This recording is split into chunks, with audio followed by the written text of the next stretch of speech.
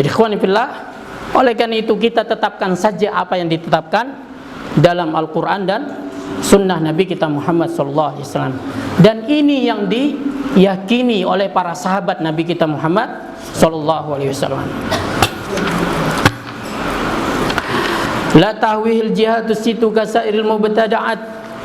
Kemudian dikatakan wal mi'raju haqqun, dan mi'raj itu adalah benar adanya. Ya, arti mi'raj itu adalah yaitu naik ke atas langit. Ya. Wa qad usriya bin Nabi sallallahu alaihi wasallam. Sungguh telah Nabi SAW diisrakan. Isra itu adalah berjalan di malam hari. Itu dari Mekah ke Baitul Maqdis, yaitu ke Palestina. Dan ini membutuhkan perjalanan 1 bulan. Ya, tetapi Nabi SAW hanya melakukannya dalam 1 malam. Wa qad usriya bin Nabi sallallahu alaihi wasallam wa urija bi shakhsi fi lighzati ila sama. Dan beliau dimi'rajkan, yaitu dinaikkan ke langit fil yaqzah, dalam kondisi sadar. Ya, fil yaqzati wa urija bi shakhsihi, Nabi SAW diangkat dengan dirinya fil yaqzah, yaitu dalam kondisi sadar. Ini sebagai bantahan bagi orang-orang yang mengatakan Nabi SAW itu dimi'rajkan dalam kondisi tidak sadar atau dengan keadaan mimpi. Ya, dan tidak ada istimewanya kalau dikatakan Nabi itu Isra Mi'raj dengan mimpi. Tidak ada kelebihannya dengan manusia. Kenapa? Karena manusia lain juga bisa bermimpi. Ya, jadi saudara kaum muslimin, wa urija bi shakhsi fil yaqzat ila sama thumma ila haitsu sya'allah minal ula. Ya. Allah SWT mengangkat beliau ke langit, kemudian ke tempat yang tinggi di mana yang dikehendaki oleh Allah Subhanahu wa taala. Wa auha ilaihi ma auha, dan Allah wahyukan kepada beliau apa yang ingin Allah Subhanahu wa taala wahyukan.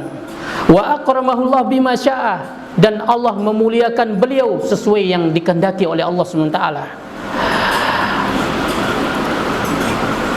Fasallallahu ma kadzabal fuadu ma ra'a, yaitu hatinya tidak mendustakan apa yang dilihatnya. Fasallallahu alaihi wasallam fil akhirati wal ula, maka salawat serta salam semoga senantiasa tercurah kepada beliau, yaitu di akhirat, yaitu di dunia dan juga di akhirat. Jadi ikhwan fillah, ini adalah di antara hak Nabi kita Muhammad SAW. Ketika nama beliau disebut, maka kita diperintahkan untuk bersolawat. Ya, kita diperintahkan untuk bersolawat.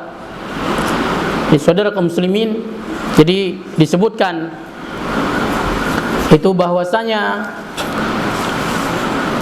di dalam riwayat, yaitu dari sahabat Anas bin Malik radhiyallahu anhu, dari Abu Dzar Al-Ghifari, ini meriwayatkan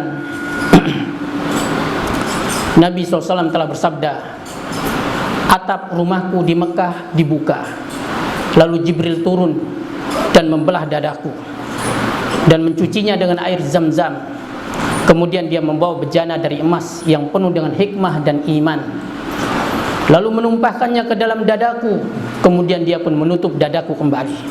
Ini menunjukkan Nabi SAW 2 kali dibelah dadanya ketika beliau berada di Bani Sa'diyah, ya, yaitu bermain-main dengan temannya, yaitu ketika beliau berada di yaitu Siti Halimah, ya, yaitu Siti Halimah, yaitu dari kalangan Bani Sa'diyah.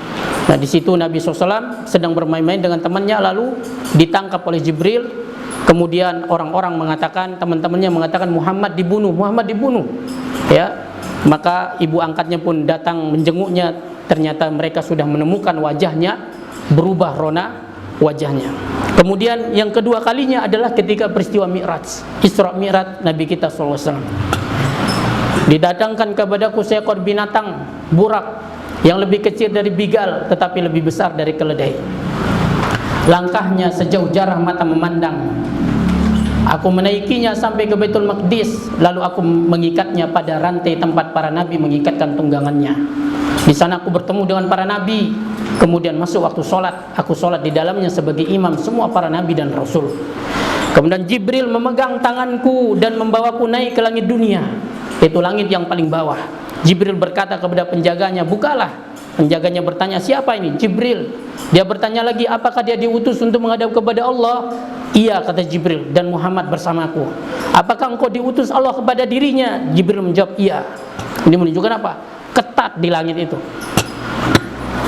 Ya, jadi tidak sembarang orang itu bisa naik. Dan penjaganya pun ketat. Malaikat Jibril saja perlu melapor dulu. Ya, baru dia dibukakan. Maka setelah pintu langit itu dibuka, yaitu pintu langit yang paling bawah, maka kami naik dan aku bertemu dengan Adam. Jibril berkata, ini adalah bapakmu Adam, ucapkanlah salam kepadanya. Aku pun mengucapkan salam kepadanya, dan dia membalas salamku, selamat datang Nabi yang soleh dan anak yang soleh. Lalu Jibril membawaku naik ke langit kedua, dan terjadilah dialog dengan penjaganya sebagaimana terjadi pada langit yang pertama. Di sana aku bertemu dengan Yahya dan Isa, yaitu dua orang yang bersepupu karena ibu kedua mereka ini bersaudara. Ya. Jibril berkata, ini adalah Yahya dan Isa, ucapkanlah salam kepadanya. Maka aku pun mengucapkan salam kepada keduanya. Mereka membalas salamku dan berkata, selamat datang Nabi yang soleh dan saudara yang soleh. Lalu Jibril membawaku naik ke langit ketiga. Di sana aku bertemu dengan Yusuf, dan sungguh dia telah diberikan separuh dari ketampanan.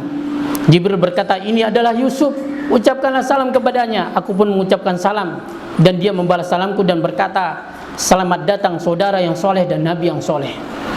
Ini dikatakan separuh ketampanan. Ya, ada yang mengatakan yaitu seluruh ketampanan manusia di zaman Nabi Yusuf itu separuhnya diberikan kepada Nabi Yusuf. Ya. Dan ada pula yang mengatakan separuh ketampanan adalah separuh ketampanan dari Nabi Adam alaihissalam. Ya, ini menunjukkan apa? Nabi Adam adalah seorang manusia yang paling sempurna, seorang manusia yang tampan, luar biasa tampannya. Ya, lihat ketampanan Nabi Yusuf. Begitu dilihat oleh istri raja atau wanita-wanita di zaman raja, mereka tidak sadar memotong, mengiris-iris tangannya, dan mereka tidak merasakan sakit terpotong tangannya. Kenapa? Terkalahkan oleh nikmatnya memandang kepada wajah Yusuf alaihissalam. Ini kalau ini setengah ketampanan Nabi Adam, lantas bagaimana dengan Nabi Adam itu sendiri? Ya, kalau begitu bagaimana dengan pelajaran manusia purba? Manusia kita diajarkan dari kecil, baru kita lahir, baru masuk kelas 1 SD sudah ada, ya, bahwasanya manusia ini berasal dari manusia purba, yaitu manusia kera. Lantas di mana Nabi Adam yang demikian gagahnya? Ya, jadi sejak kecil kita sudah diajarkan syirik, ya, sudah diajarkan akidah-akidah yang rusak. Ya, jadi ikhwan fillah, maka ini dia pentingnya kita kembali kepada sunnah Nabi kita sallallahu alaihi wasallam. Kemudian Jibril membawaku naik ke langit keempat. Di sana aku bertemu dengan Idris. Ya, Jibril berkata, ini adalah Idris, ucapkanlah salam kepadanya. Maka aku mengucapkan salam kepadanya, dan dia membalas salamku dan berkata, selamat datang saudara yang soleh dan Nabi yang soleh. Jibril membawaku naik ke langit kelima. Ada yang mengatakan nama asli Nabi Idris adalah Akhnuf. Ya, dia dinamakan Idris karena saking rajinnya belajar. Ya, jadi Idris berasal dari kata darosa, yaitu belajar. Jadi beliau dinamakan Idris karena banyaknya beliau belajar. Hidup beliau penuh dengan belajar. Sampai dikatakan bahasa kaum Nabi Idris itu kurang lebih 70-an. Dan semua beliau sampaikan agama Allah dengan masing-masing bahasa kaumnya. Ini sebagaimana firman Allah, wa ma arsalna mir rasulin illa bilisani qaumihi. Ya, tidaklah kami mengutus seorang utusan kecuali dengan bahasa kaum mereka sendiri. Jadi ikhwan fillah, beliau menguasai seluruh bahasa kaumnya untuk menyampaikan agama Allah Subhanahu wa taala. Jibril membawaku naik ke langit kelima. Di sana aku bertemu dengan Harun. Jibril berkata, ini adalah Harun, ucapkanlah salam kepadanya. Maka aku mengucapkan salam kepadanya. Dia pun membalas salamku dan berkata, selamat datang saudara yang soleh dan Nabi yang soleh.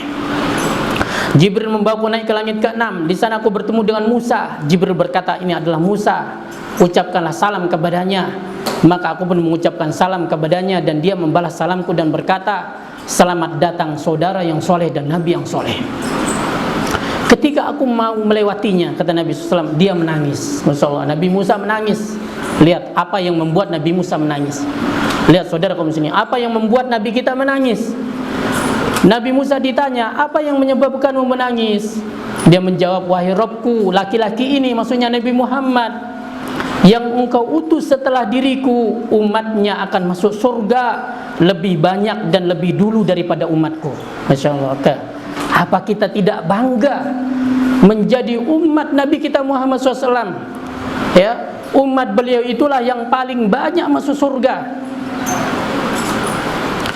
dan lebih dulu masuk surga daripada umat seorang Nabi yang langsung diajak berbicara oleh Allah Subhanahu wa Ta'ala, yaitu Nabi Musa alaihissalam.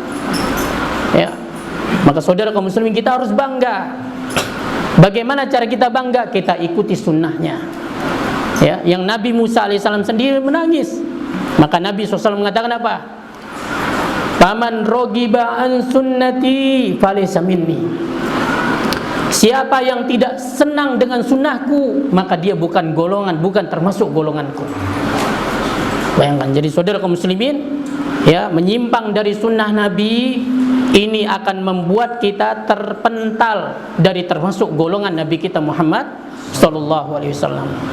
Yang mana, ya, Nabi Musa sendiri menangis ingin umat Nabi Muhammad ini seperti umat dia. Bayangkan, kenapa kita biarkan ini lolos dari kita? Kenapa kita biarkan ini sia-sia? Yang mana Nabi sebelum Nabi kita Muhammad SAW sangat ingin umatnya itu sama seperti umat dirinya. Maka saudara kaum muslimin, kita memegang sunnah ini adalah karunia yang sangat besar. Apa kata Allah? Laqad mannallahu 'alal mu'minin id ba'asa fihim rasulan min anfusihim. Sungguh Allah telah memberikan karunia kepada orang-orang yang beriman ketika Allah mengutus di tengah-tengah mereka seorang rasul dari kalangan mereka sendiri.